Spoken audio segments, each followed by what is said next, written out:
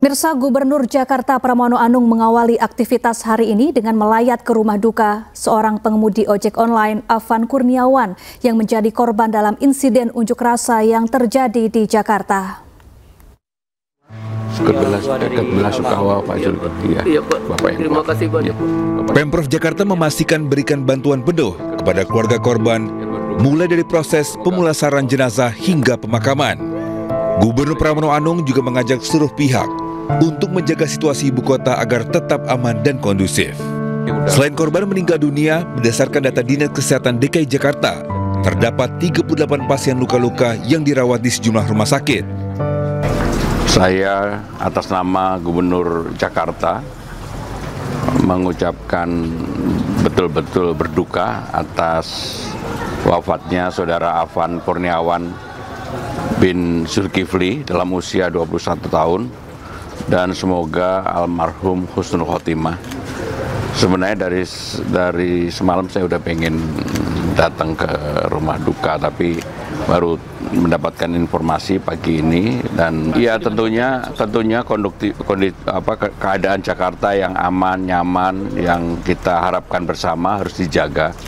Maka dari semalam saya sudah memerintahkan SKPD seluruh jajaran yang ada di Balai Kota untuk bersiap-siap menghadapi berbagai kemungkinan. Tetapi tentunya saya sungguh sangat berharap dan memohon agar Jakarta tetap aman dan nyaman.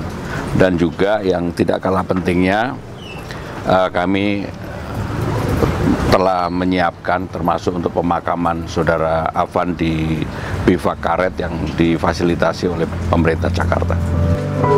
Pemprov Jakarta terus berkoordinasi dengan pihak terkait untuk memastikan kondisi tetap terkendali dan hak-hak masyarakat terlindungi. Tim Liputan iNews melaporkan. Nggak apa-apa, Pak, udah takdirnya.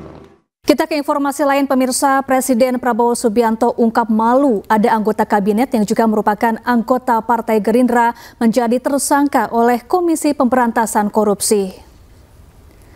Sosok yang disebut bikin malu tersebut adalah mantan Wamenaker RI Immanuel Ebenezer atau Noel yang kini menyandang status tersangka dalam kasus korupsi pengurusan sertifikasi keselamatan dan kesehatan kerja. Hal ini disampaikan Prabowo dalam sambutannya membuka Asosiasi Pemerintah Kabupaten Seluruh Indonesia Otonomi Expo tahun 2025 di Tangerang, Banten. Dalam acara ini, Prabowo juga sempat mengingatkan soal pidatonya saat sidang tahunan MPR 2025 bahwa ia tidak akan melindungi anggota Partai Gerindra yang terciduk kasus pidana. Akasi Otonomi Expo 2025 MPR tanggal 15 Agustus. Ingat pidato saya? Saya katakan kalaupun ada anggota Gerindra yang melanggar, saya tidak akan lindungi. Beberapa hari kemudian ada anggota Gerindra, tapi dia anggota, dia belum kader. Kalau kader itu ikut pendidikan. Yang tadi itu Otoman itu dia harus belajar itu. Aduh, dia nggak keburu ikut kaderisasi. Tapi tetap saya agak malu saya. Sebetulnya orangnya itu menarik ya. Sementara itu, pemirsa, Komisi Pemberantasan Korupsi kembali menyita kendaraan dalam kasus korupsi sertifikasi K3 di Kementerian Ketenagakerjaan. Penyidik saat ini masih menelusuri 3 mobil mewah milik mantan Wamenaker Immanuel Ebenezer yang diduga disembunyikan usai dirinya terkena OTT KPK. 1 unit mobil yang disita penyidik KPK kini terparkir di halaman gedung KPK Jakarta. KPK mengungkap mobil ini merupakan milik salah satu pejabat di Kemnaker dan diduga berasal dari hasil pemerasan dalam penerbitan sertifikasi K3 yang tengah diusut KPK. Selama proses pengusutan kasus ini sudah ada 24 kendaraan yang disita KPK. Penyidik saat ini masih menelusuri 3 mobil mewah milik mantan Wamenaker Immanuel Ebenezer. 3 mobil mewah tersebut diduga dibawa kabur dari rumah dinas Immanuel Ebenezer usai ia terkena OTT KPK.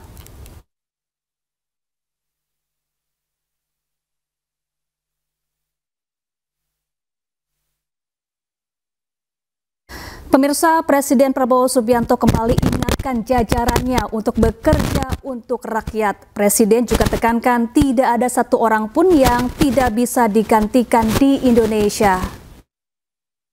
Di Indonesia ini, ya, saya kasih tahu ya, there is no one that cannot be replaced. Tidak ada orang yang tidak bisa diganti. Termasuk Presiden Republik Indonesia, kalau saya nggak benar, kalau saya bisa diganti. Nggak ada orang yang tidak bisa diganti.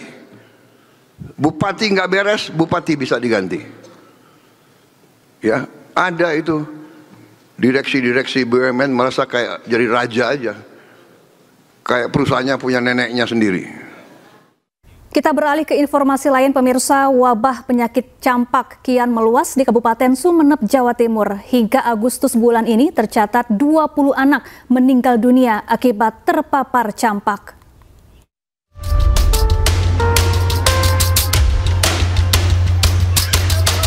Sebanyak 20 anak di Sumeneb, Jawa Timur meninggal akibat penyakit campak.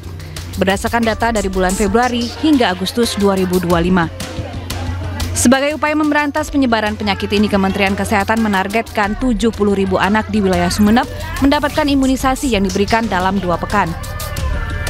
Campak itu adalah penyakit yang paling menular. Kalau dulu COVID, ingat pertama kali ada yang namanya reproduction rate. Jadi 1 orang nularin ke 2 atau 3. Campak itu 1 orang bisa nularin ke 18. Jadi emang ini penyakit ini yang paling menular.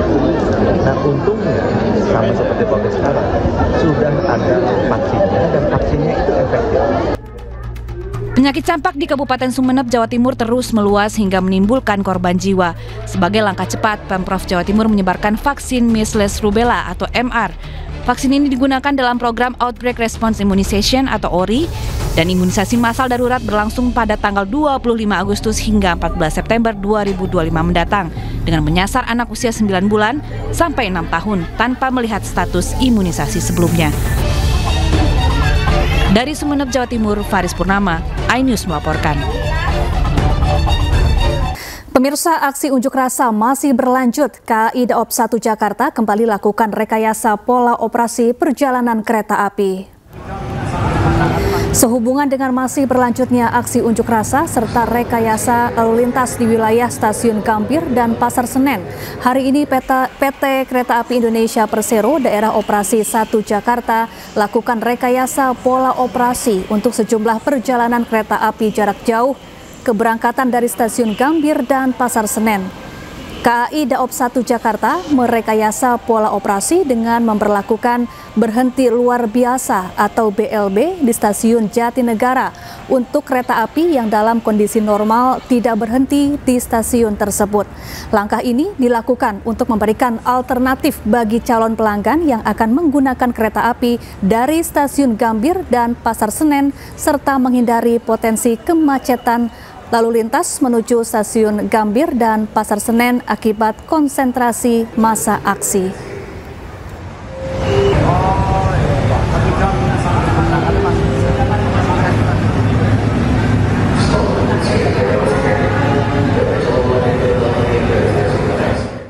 Pemirsa, pemerintah meluncurkan sapi merah putih hasil pengembangan biogenetika. Tujuannya untuk menambah produktivitas susu supaya bisa memenuhi kebutuhan dalam negeri.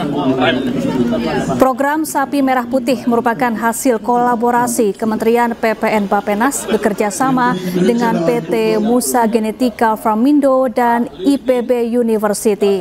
Sapi ini sudah melalui perbaikan biogenetika sapi lokal. Harapannya sapi perah Indonesia bisa lebih produktif dan tahan terhadap kondisi tropis. Pengembangan sapi merah putih juga diharapkan bisa memenuhi kebutuhan dalam negeri.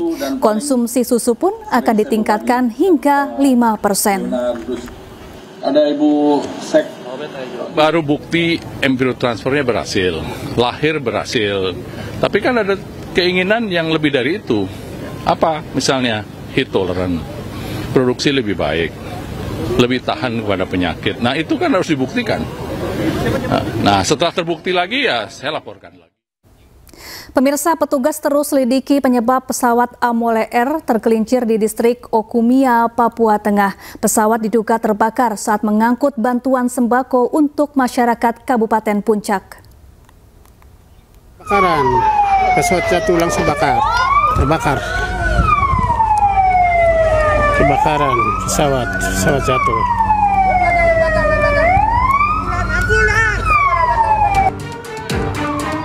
Pesawat aviasi Puncak Papua milik Pemda Kabupaten Puncak Papua Tengah tergelincir di Bandara Aminggaru Ilaga Senin 25 Agustus 2025. Usai tergelincir, pesawat menabrak pembatas dan terbakar di bagian depan. Menurut Bupati Puncak, saat kecelakaan, pesawat milik Pemda Puncak itu tengah mengangkut bantuan sembako untuk disalurkan kepada masyarakat Kabupaten Puncak. Pesawat mengalami kecelakaan saat proses pendaratan dan menabrak pos pengamanan TNI di bandara sehingga terbakar. Dua kondisi awak pesawat, pilot dan kopilot berhasil dievakuasi dalam kondisi selamat. Tidak ada korban jiwa dari penumpang maupun masyarakat. Panjang runway landasan bandara yang hanya 600 meter juga jadi sorotan. Pendeknya landasan dinilai menyulitkan pengereman pesawat saat mendarat. Terbatasnya luas landasan membuat petugas langsung mengevakuasi badan pesawat. Dari Jakarta, Rani Sanjaya, iNews melaporkan.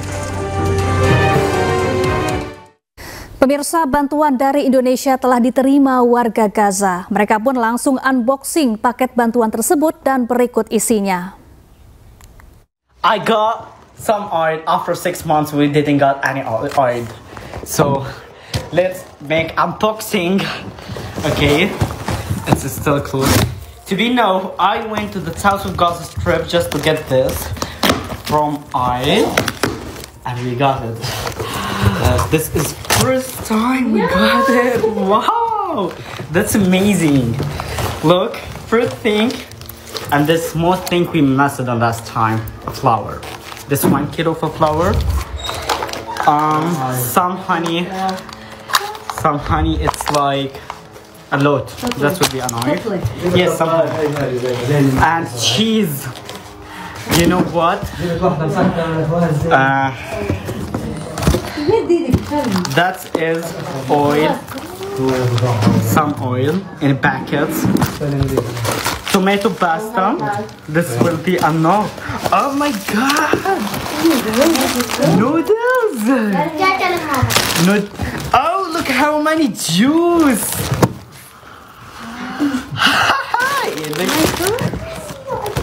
That's a lot. Oh my god. Rice. And this is opened, I think. So you can see. Pemirsa, Wakil Presiden Gibran Rakabuming Raka mengunjungi SRMP 1 Deli Serdang, Sumatera Utara. Gibran bersama istrinya meninjau fasilitas sekolah untuk memastikan kenyamanan para siswa. Dan pemirsa, informasi ini sekaligus mengakhiri Pemimpin Rakyat hari ini, Pemimpin Beraksi Rakyat Awasi. Saya Syafaati Suryo, terima kasih dan sampai jumpa.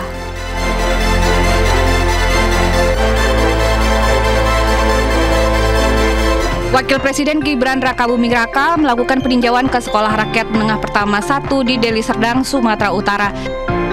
Gibran meninjau seluruh fasilitas mulai dari ruang belajar hingga asrama tempat para siswa beristirahat.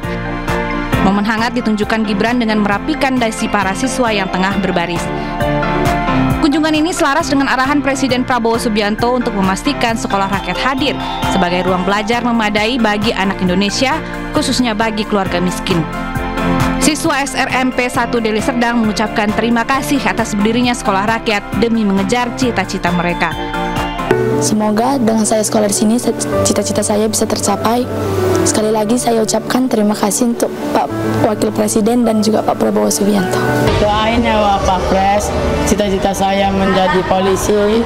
Semoga cita-cita saya tercapai menjadi polisi yang terbaik. Amin.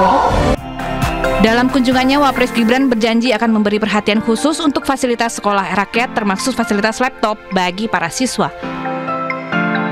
Tim Liputan iNews melaporkan.